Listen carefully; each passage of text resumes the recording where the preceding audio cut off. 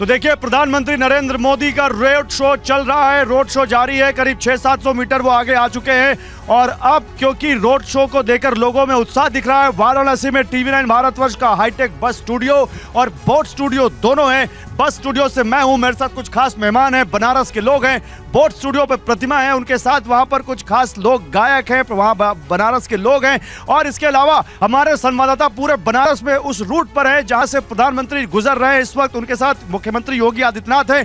लेकिन एक बहुत अहम जानकारी है प्रतिमा, मैं आपसे पहले आपके पास आऊं। अजय जी क्योंकि लोकल हैं, पत्रकार हैं, वो बता रहे हैं कि एक बहुत अहम जगह से इस वक्त प्रधानमंत्री गुजर रहे होंगे। कौन सी जगह है वो अजय जी? देखिए, प्रधानमंत्री जो है वो मुमुक्षु भवन से धीरे धीरे आगे 80 की तरफ बढ़ रहे हैं और 80 जो इलाका है वहां पर आप सारे लोग जानते होंगे कि पप्पू की चाय की दुकान है, जहां राजनीति का अखाड़ा है।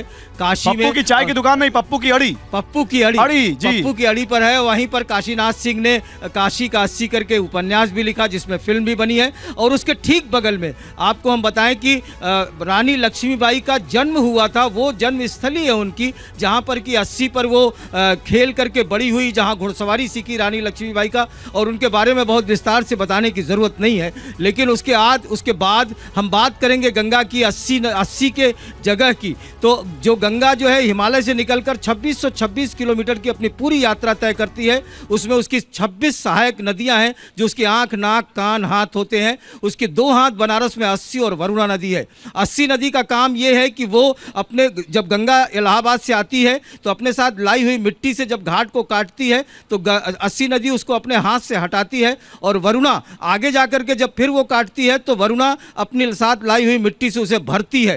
प्रधानमंत्री, आपको याद होगा कि 80 नदी धीरे धीरे खत्म होने के कगार पर है, तो वहां पर इतनी मिट्टी जमा हो गई कि प्रधानमंत्री नरेंद्र मोदी को भी फावड़ा चलाना पड़ा था और उन्होंने उस मिट्टी की सफाई की थी। आज वहां पर मिट्टी नहीं है, आज वहां पर 2-2 आरतियां होती हैं और 80 नदी के पुनरुद्धार का भी वो काम कर रहे हैं। तो ये एक बड़ी सिग्निफिकेंट है जहां से वो गुजर रहा है। देखिए, संपूर्णानंद संस्कृत विश्वविद्यालय में हैं हम, क्योंकि शाम हो चुकी है और यहाँ लाइट जल चुकी है और ये भी बड़ा खूबसूरत सा है और इसका भी प्रधानमंत्री से नाता है। इस बारे में भी बात करेंगे, लेकिन जाना पड़ेगा बोट स्टूडियो प्रतिमा के पास। प्रतिमा, ओवर टू यू।